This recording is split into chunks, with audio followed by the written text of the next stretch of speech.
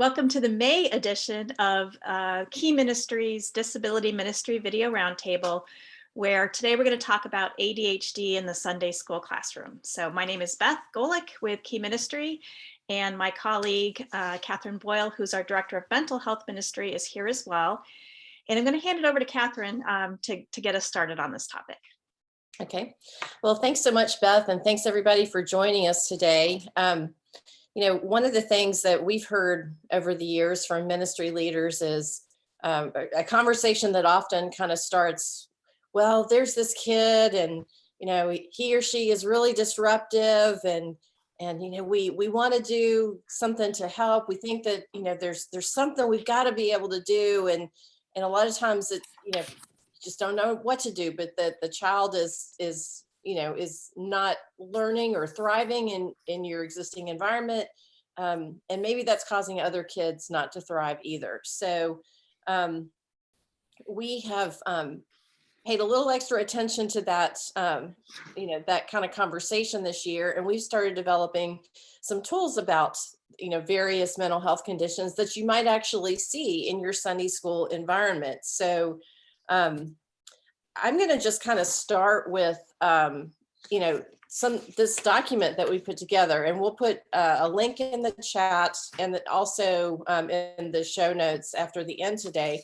But we've created this free downloadable. If you haven't seen it, it's called "There's This Kid," and this one is about ADHD. So it's really designed to help ministry leaders have something that they can put their hands on and understand what they're seeing and quickly see what they can do.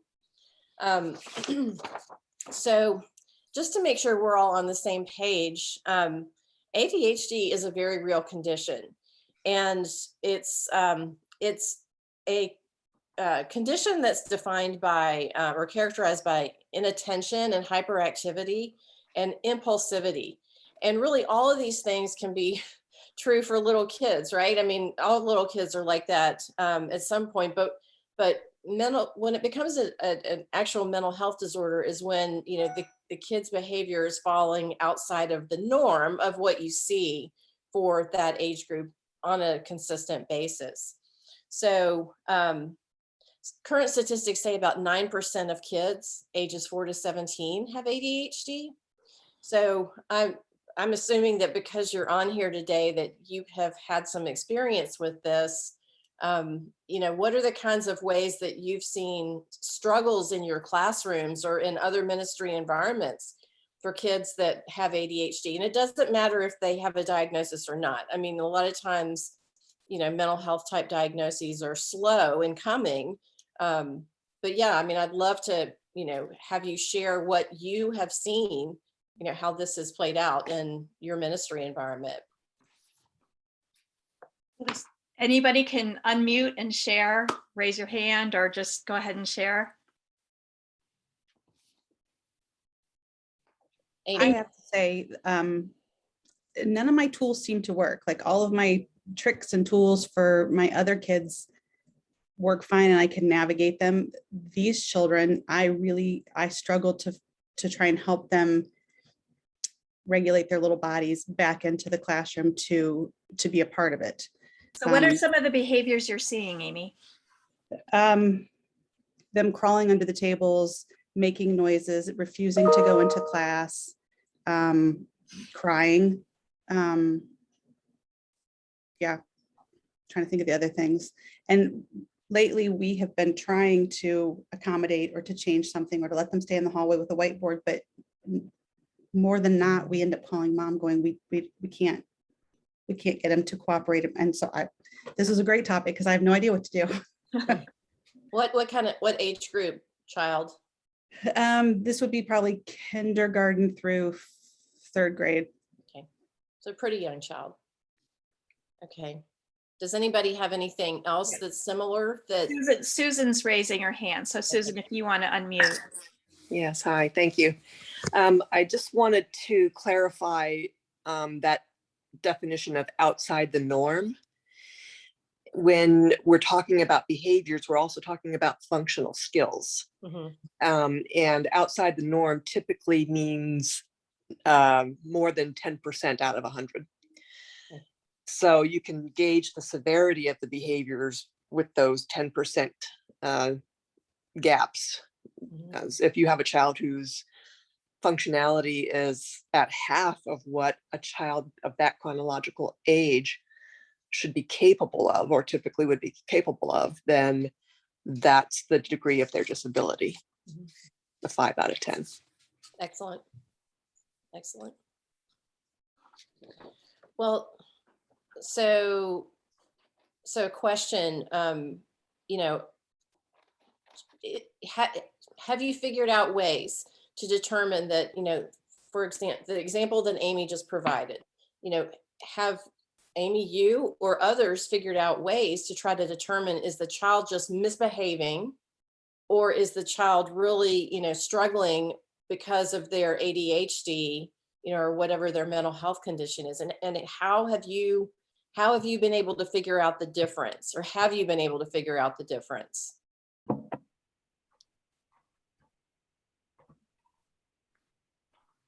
For me, it's been having conversations with the parents and getting a backstory of what's going on in their life. Okay. Sometimes it's dad has left the picture, and so it's more of a lashing out of anger, behavioral type thing. And then other times I'm hearing, you know, that they are working on getting a diagnosis, or the child's in counseling, or so for me, it's just been talking to parents. Okay. Well, that's super, super important always. And when there's chaos going on in a child's life, then, you know, it's going to probably come out in some kind of way, because, you know, particularly for these, you know, these younger ones who don't maybe have all the skills that some of their same age peers do to deal with stress. So Sylvia has her hand raised, Catherine. okay, I can't see that. I guess it's because I'm not. I'll be the hand raiser. Okay.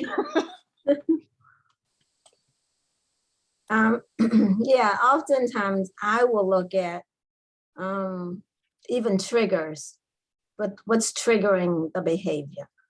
Not just once they're in the environment, but prior to coming in the environment.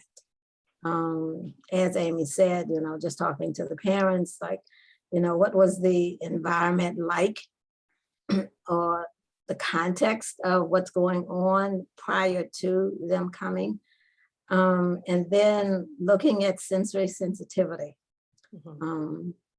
which is oftentimes a key thing, and sometimes smells in the room that we as the adult person are not sensitive to can be impacting. And you have to look at all of the sensory systems, not just necessarily the 5 that we think of, the, you know, the touch, smell, hear, taste, see, but postural sensitivities.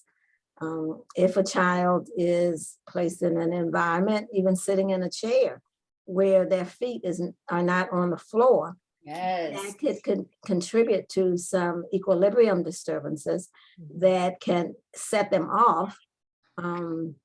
That significantly impacts how they're going to behave. I could go on and on and on, because I'm an occupational therapist, so it's like. So I wanted to add, I know a lot of us that are on this Zoom today and who may be watching the recording later, a lot of us work with students on Sunday mornings, let's say, with intellectual or developmental disabilities. But this is a really good conversation for all children's ministry, because this is a hidden disability that you're going to see everywhere in, you know, every age and grade level.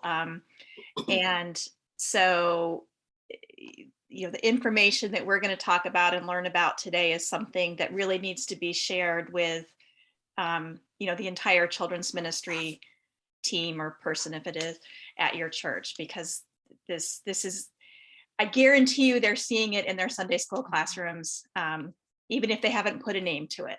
Susan, your hand's up. Yeah, it's really important to speak with the parents and try to distinguish, you know, what triggers are, what's going on in a child's life. Equally important, it's really important to identify the strengths that each child has.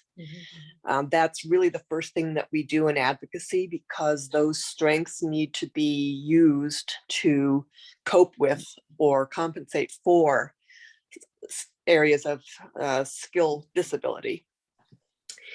So if you can, and it's really hard to do, but what you really need to do is look for and document and catch them and comment on them doing good. I can recall a soccer, my husband learned to be a soccer coach just because our son was a natural goalie. And at 6 years old was playing with 8 and 10-year-olds because he was very physically gifted. But he would always act out, and we would always pull him out and comment on it and try to control that behavior. And until an occupational therapist told me, go and record everything good he does, was I able to see that he was doing 5, 6, 10 times as many good things as bad things, but nothing was being commented on or rewarded. So that's really important skill to develop. That's such a good point, because, you know, in the Sunday school classroom, oftentimes volunteers are really going to hone in on the one kind of quote bad behavior that's going on and missing some of the other things because it's going smoothly. So I like that. I like that idea of capturing and noting and acknowledging, you know, the good choices and yeah, I love that. Thank you. Yeah, and there's been research that's been done that's shown that, you know, like for every negative you hear, it takes like, you know, 5 positives to outweigh that. And so, yeah, I mean, one of my kids used to say that, oh, I'm always so, you know, whatever, critical, but you know, that it's because they were hearing the correction much more often than hearing the praise. Yeah. And in a really clever strategy that one teacher used with my son when he was in 1st grade was, I mean, he was the child identified in the class as struggling. And there were a couple of incidents that really perturbed the entire community.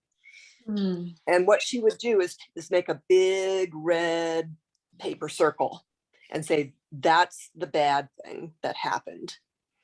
He didn't mean it to happen, but it happened, and he's trying to make it better. And so every good thing that David does, we're going to cover up part of this red circle with blue circles, smaller blue circles, maybe a 1/4 or, you know, a 1/5 of the size or whatever. And all the kids were thrilled to be enlisted in that. So it felt a really great supportive community among peers.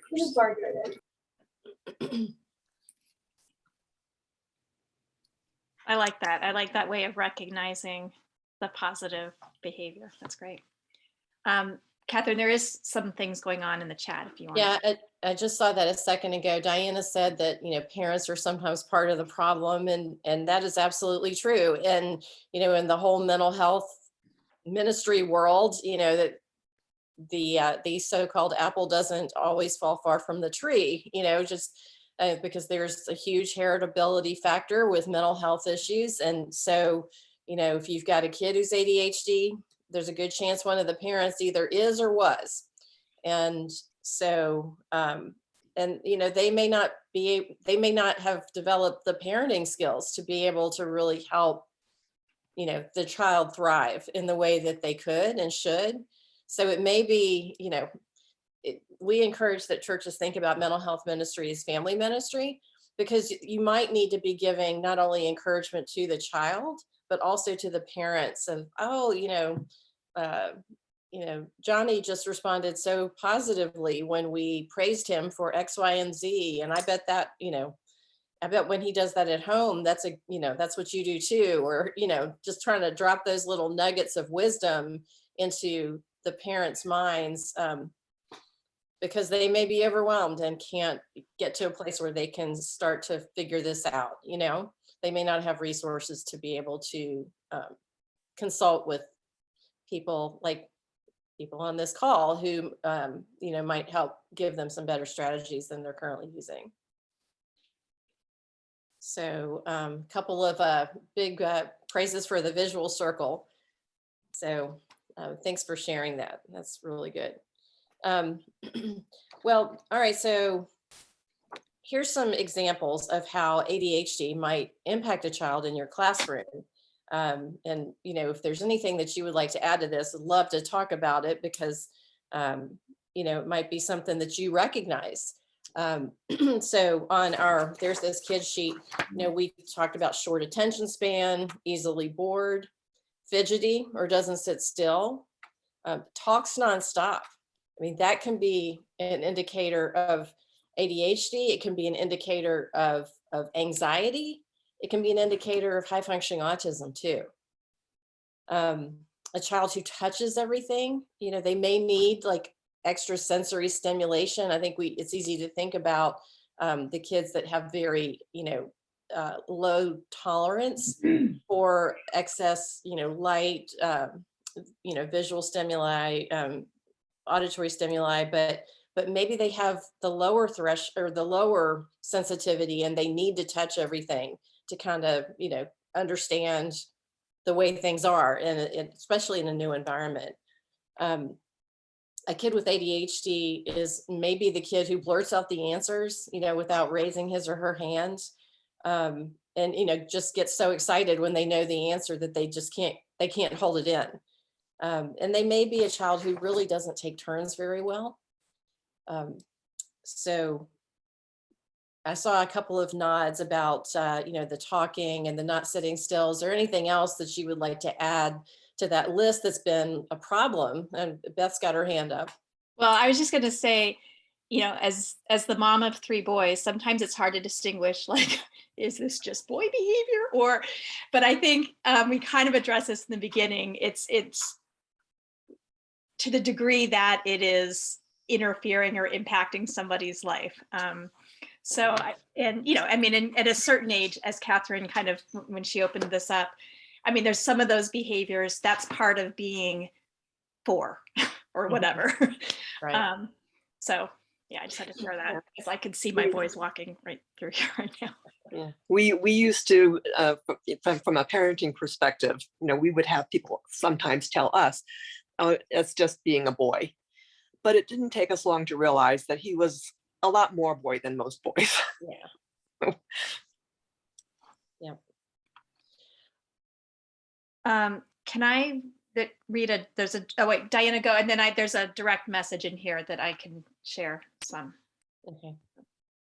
This probably doesn't flow directly in, but it kind of does. And I've been just kind of thinking about it. And then since there's so many on here, but one of the things that we're really seeing, and our church is big, so we combine our kinder first, so that's over 100 kids every service. We combine 2nd through 5th, which is hundreds of kids, in an area that used to be the church's sanctuary before they built a new one. So our church is a little different when we talk about classroom and everything, but the area that we're seeing the most struggles right now, and I'm just wondering, I guess, to get feedback if the pandemic might be part of this, but our 4s and 5s that aren't in kindergarten is where we are seeing all kinds of behavior issues right now. They still are in, at that age, more of a classroom type, you know, divided out. It's a whole big area, but within that area, they're in 6 to 7 classrooms with like 20 kids in each.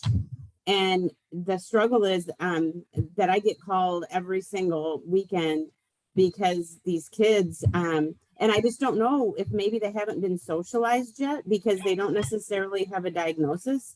But the behaviors that Catherine, you know, was talking about, we're seeing it.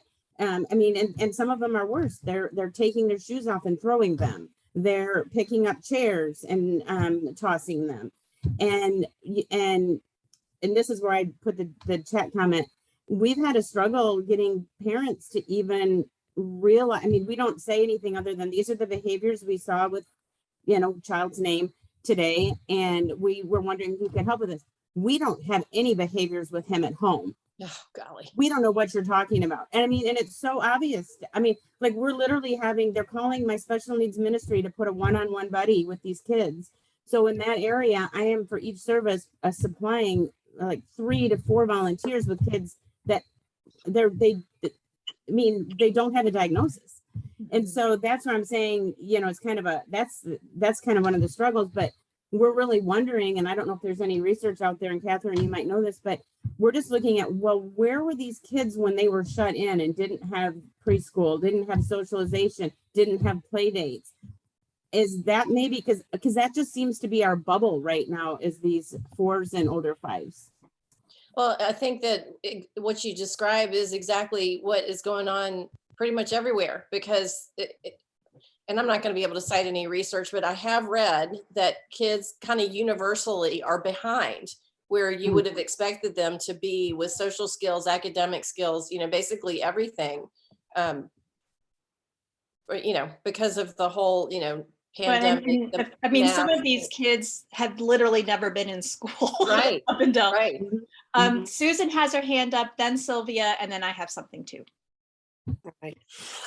It's very common, and it's not inaccurate, and really should give the benefit of the doubt to the parents that they don't see these behaviors at home, because the transition from a home environment to a structured classroom setting is a challenge. It's a transition, and most kids with special needs struggle with transitions. Also, I'll email something to you, Beth, later, but one of the disabilities that people never talk about is fetal alcohol spectrum disorder. It's another invisible disability. It's more common than autism. It's often confused with autism or ADHD or any other mental illness or behavior you can think of. And those kids typically are the ones who have more violent behaviors, who are, no matter how many times you tell them, a child with ADHD might learn after being told 3 or 4 times, this is what you do and how you do it.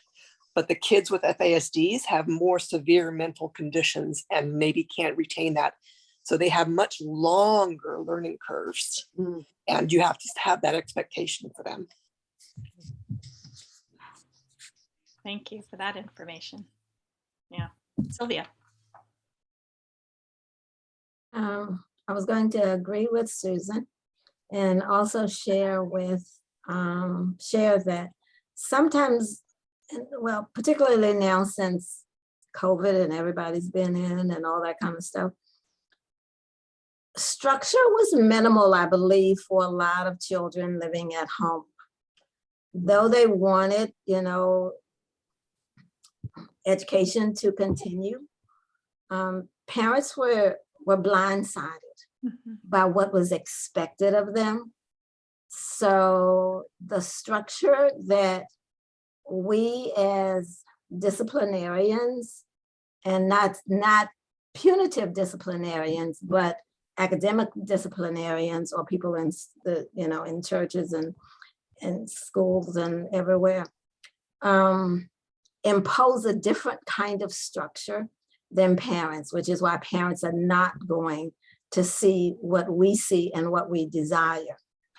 And sometimes even us as instructors forget that we need to modify the environment to not always want to fit the child to the environment, but fit the environment to the child.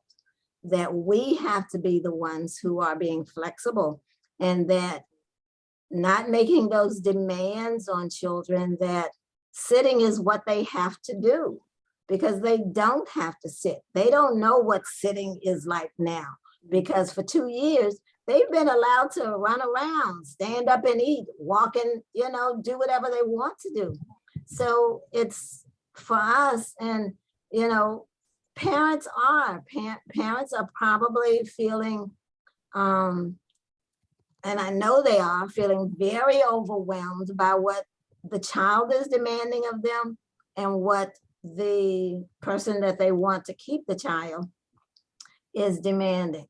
So it's having that relationship with the parent. And I always have to make sure, like when a new parent is coming in, or even some of the former parents that have come in, is make sure that I connect with the parent first.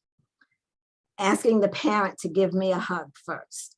before I even, just speaking to everybody, and then just getting on the child's level and finding out, like Susan said before, what is it that the child wants to do? What is it that the child is capable of doing? And making sure that, again, that the what that I want them to do may not be what they want to do.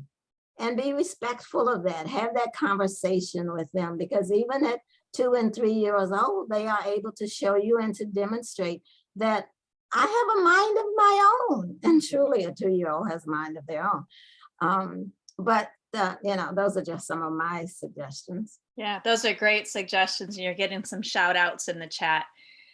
There's some other things in the chat, but I wanted to throw one other thing in first. And I'm sure Catherine will address this as we kind of get through the handout that she's talking about. But, when I think of like Diana's situation where they have so many children, especially, but even for small groups too,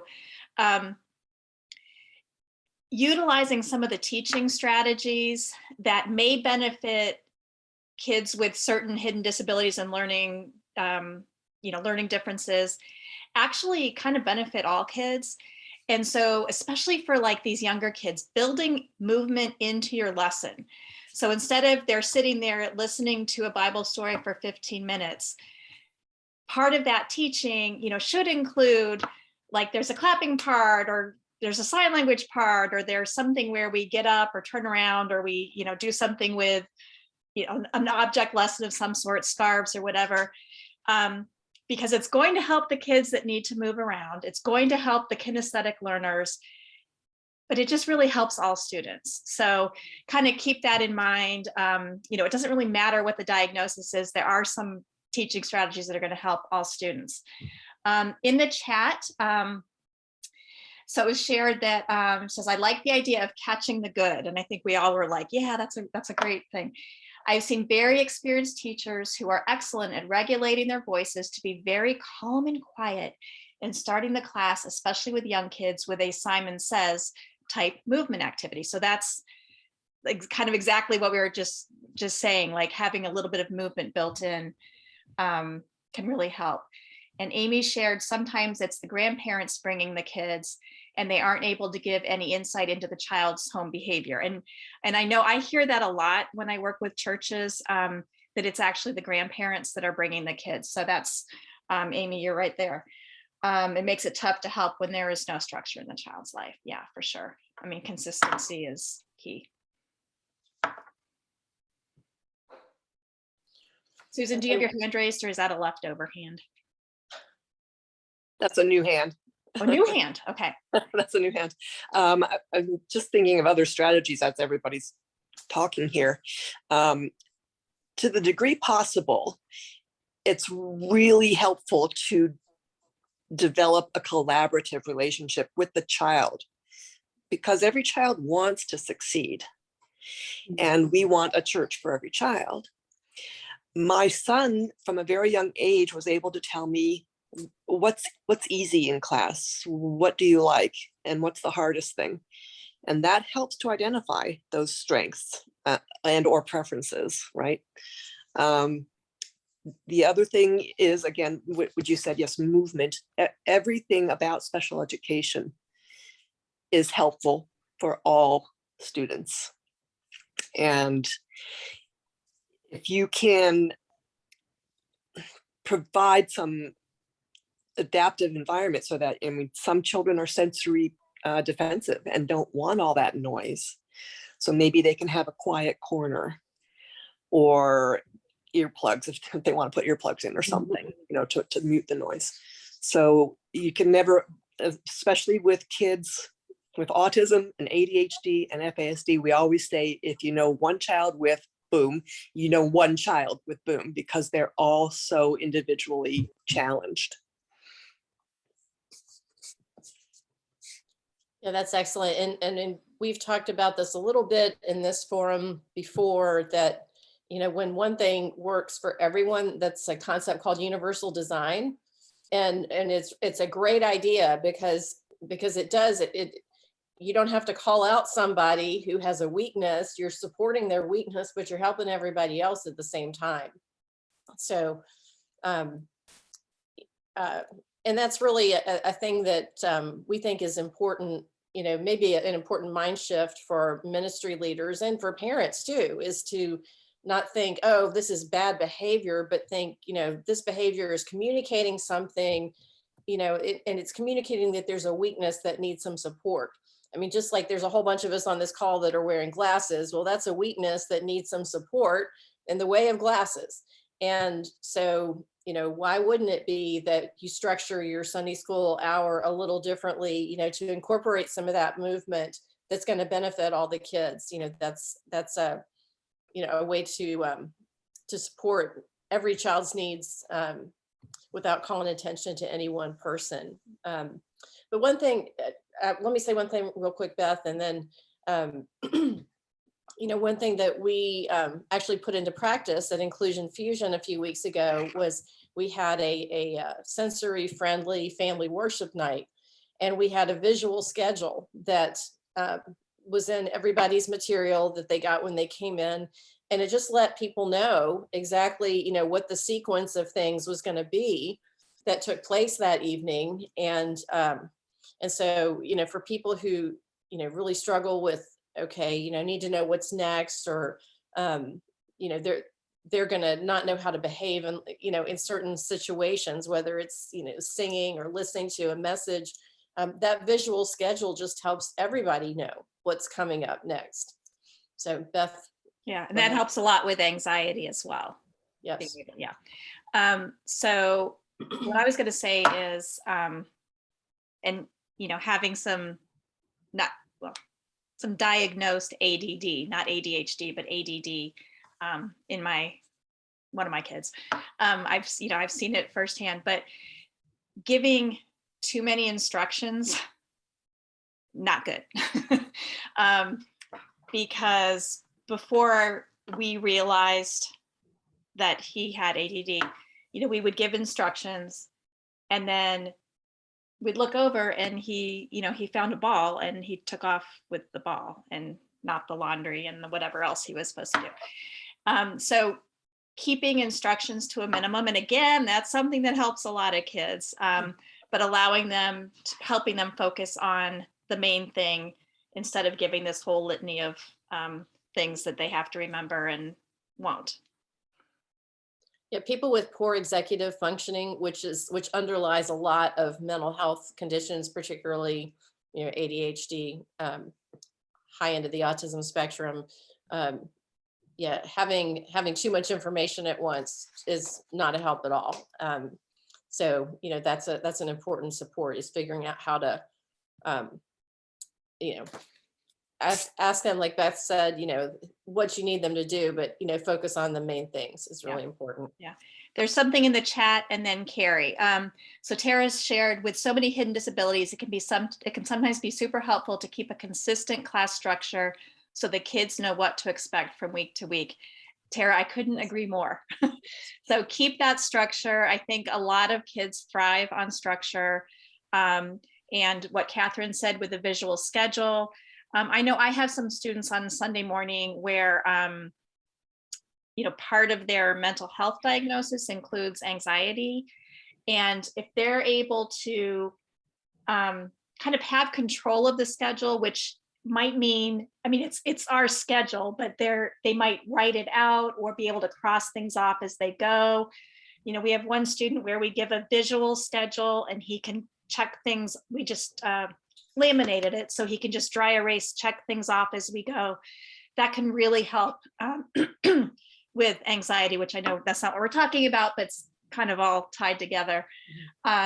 And Susan shared, a reward or token system should be avoided, star charts, etc. Okay, so that's another thing we could talk about. But Carrie, you had your hand up. Yeah, I would say, just along the lines, Beth, of what you were just talking about, of like giving multiple instructions, kind of all at one time. My son is 10, he's in 5th grade, has a diagnosis of ADHD. And what I forget often as a mom is, like, it's so much easier to holler across the room, like, hey, Joey, will you go do this? Remembering to, like, get down on his level, look him in the eye, or touching his hand or his arm or his shoulder is really helpful. I have to get his attention first before giving him, whether it's one instruction at a time or one or two. And I think that same principle applies at church, putting that same practice, getting their attention, making sure you have their attention first before we give any sort of instruction. And I wish I could say I'm like mastered that with my son. I still remember, get reminded often when you've said the same thing 3 or 4 times and you're like, oh, I take a step remember back. when I was a young mom, our pediatrician called that remote control parenting, where you sit at this side of the room and you tell, make sure you do this, this, and this, but you're not there present, going through. So yeah, avoid remote control parenting. Yes. And you have such good intentions. It's like, well, there's just so many things happening. I'm just going to holler and can you go do this one thing quick? And then there's other things that have to happen. I have to remind myself all the time, like stop, pause, and get his attention first and then give him, versus then you get frustrated if you've said it 3 or 4 or 5 times and that doesn't help anybody because now he feels like he's a bad kid or he's not listening or all the things. So.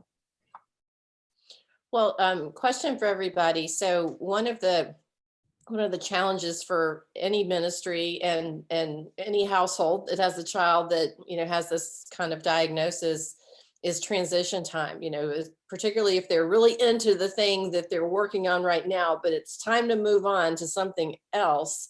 Have you developed any strategies to help with transitions, either into your Sunday school environment or out of to, your worship or other environment? What's been helpful?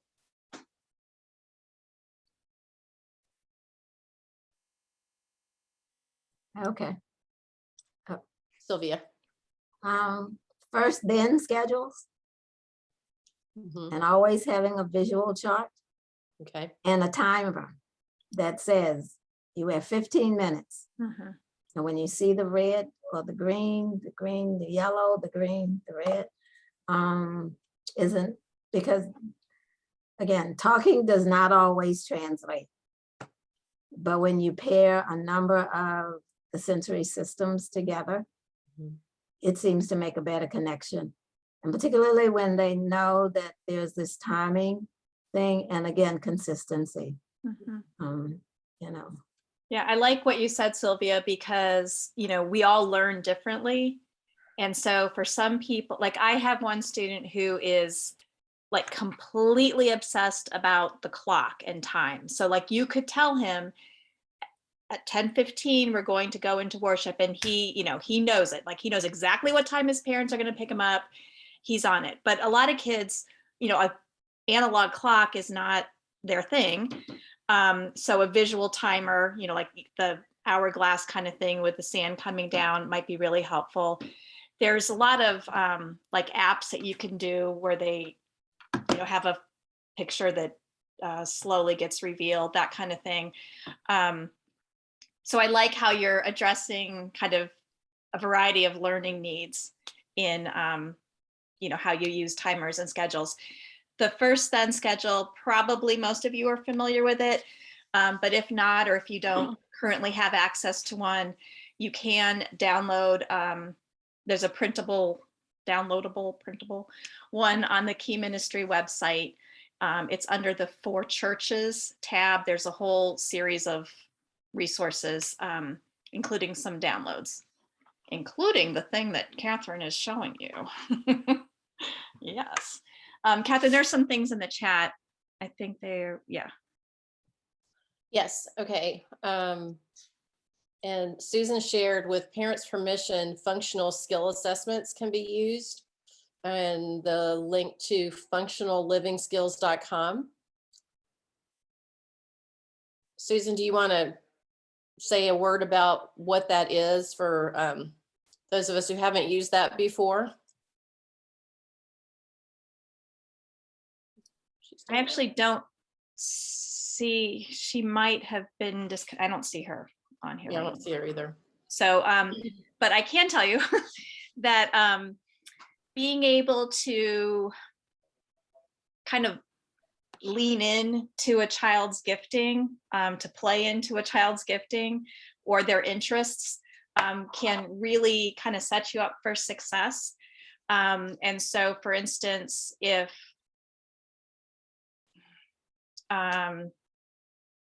like even like for some kids, they're really into vehicles, cars, or dinosaurs, or anime, or whatever, you know, Pokemon, whatever it is.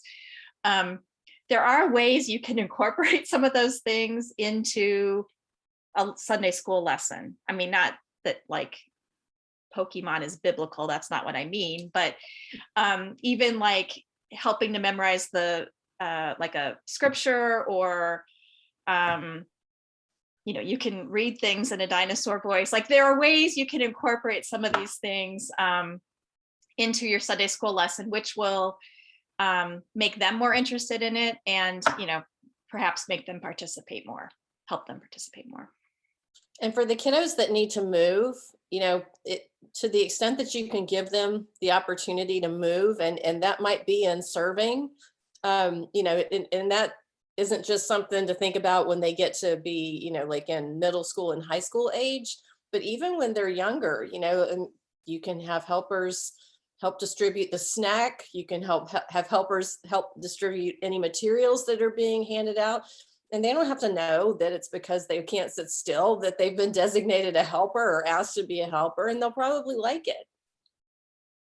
Sylvia, did you have your hand up? That's what I was going to say, to make them the Or helper, are you to muted? give them the assignment, let them know ahead of time that next Sunday, you're the teacher. Mhm. And whatever, you know, we do, and which is why it's important to be consistent with what you're doing, so that they would know what the next thing is, and using that visual schedule, and they get the one to be the one that, you know, moves the next then thing over to whatever's going to happen next, and just give them that responsibility and see how everybody reacts to them and everything.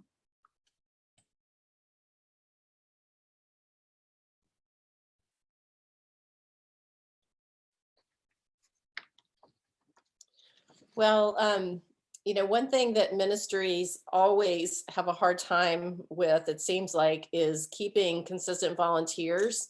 But who are some people in your church that you can think of that maybe aren't volunteering in your kids ministry, but might be really helpful for serving kids that have ADHD and other mental health kind of conditions? Have you thought about looking for volunteers who could be helpful with those needs? And you know, what's the success been when, you know, you have sought volunteers to help with that particular child?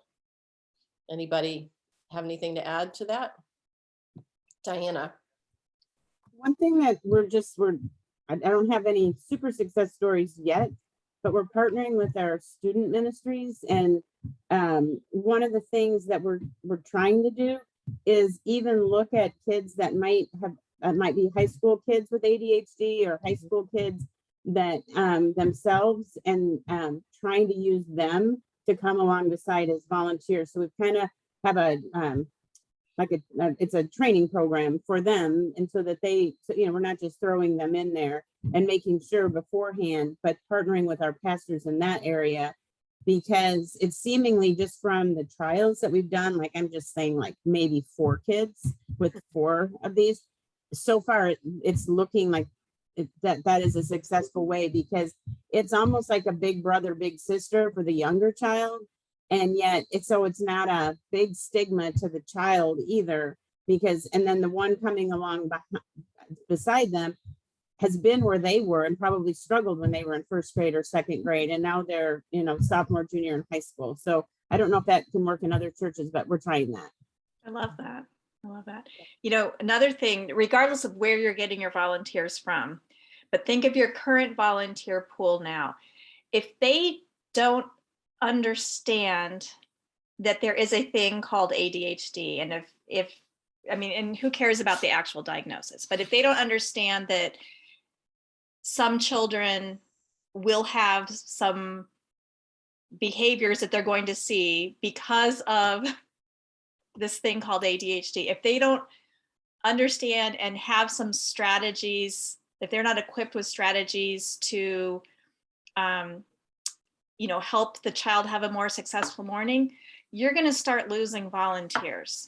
So I think, regardless of where your volunteers come from, it's really important to just help your volunteers have an awareness of some of these hidden disabilities, because whether or not you're in special needs ministry or children's ministry or whatever, you're going to see these. They're going to be in your classrooms. And so let's just make that part of what we do and what all of children's ministry does. And so one good place to start might be to print out this download. And again, we'll give you the link, and share this with your volunteers, share this with your whole children's ministry team, and talk about, what are some things we can do to, to help provide the support that kids with, there's this kid with these kinds of issues might have. Yeah, so one thing that we did in different sections of this downloadable is that we listed links to different research or organizations that, have information about mental health. And one thing that that we found was this study, or this article or series of articles that states that religious practice can actually help improve self-control, which is really no surprise if you think about it, like scripture memory and prayer and being with other people where you have to behave, a certain way. And now, 4 and 5 year old kids, it's, it's got a long way to go to be able to sit still and to, grow through some of the struggles that ADHD brings. But particularly as kids get older, engaging them with scripture memory, those kinds of disciplines can really help with, some of the executive function deficits that they have, and may teach them skills that can apply to other areas of their life. So, just coming up with like simple discipleship kinds of strategies for kids that all the kids can benefit from, that can help, really have long-term benefits for the kids that do have those weaknesses in attention and executive function. So have you seen anything like that in your own ministry, where you've had discipleship kinds of plans that have seemed to be beneficial to kids as they grow?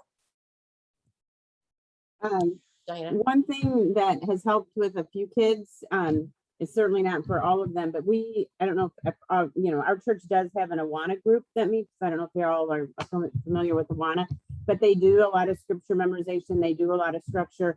And there's been at least 2 kids that were really struggling with our mega church Sunday school and the Awana. So that's just I don't know what you would call that, just a story. It's not a research or anything, Right. but it totally, I'd never thought about that before, because of the parents and the grandparents that had those children and put them there. They've now been able to do that for a while and then come back. And it's been a huge difference in them. I mean, I've just seen it. So that makes a lot of sense. Mm-hmm.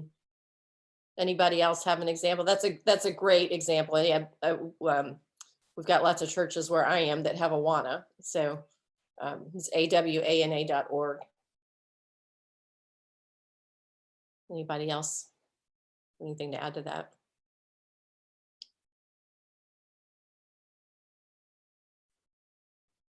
Well, I'll put the link in the chat, but definitely go to our mental health section of our website, because we do have this document that's downloadable, and our goal is to have several more of these for other mental health conditions, whether it's anxiety or depression, just the basics.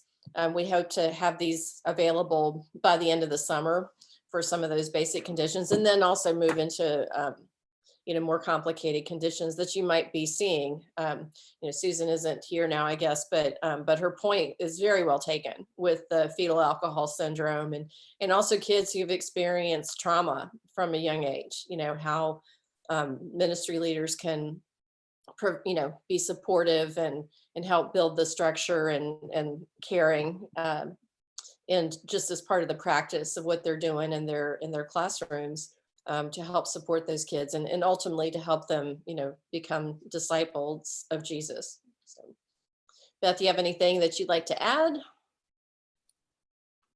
No, Diana. Oh, Dinah has something. Just one Okay. quick thing, because this really ties in, and I don't have the notes from that webinar, but Nathaniel's Hope, and I don't know if anyone on this call is involved with Nathaniel's Hope, but Brianna, who's a therapist, Mhm. just did this webinar last week, and it's probably on Nathaniel's Hope website, but they went through mental illness and it was excellent. And she talked about the kids in your Sunday school classroom. She called them the red kids and the blue kids. But in a nutshell, it's really neat because the red kids are the ones that you really see. They're running around, they're jumping, they're hyper, they're active. And then you have the blue kids, and they're the ones that are the withdrawn, the depressed, and sometimes go unnoticed.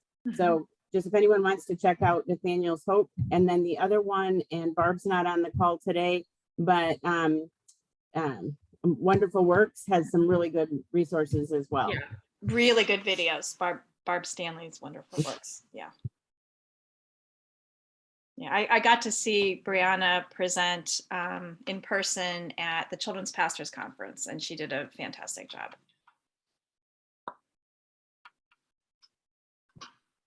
All right. Well, thank you very much for joining us today. We do these the third Wednesday of each month. And visit keyministry.org for the resources that we talked about. And always visit our events page because, we have new things going on all the time. So, all right. Have a good one, everybody. Thank you. Thank you.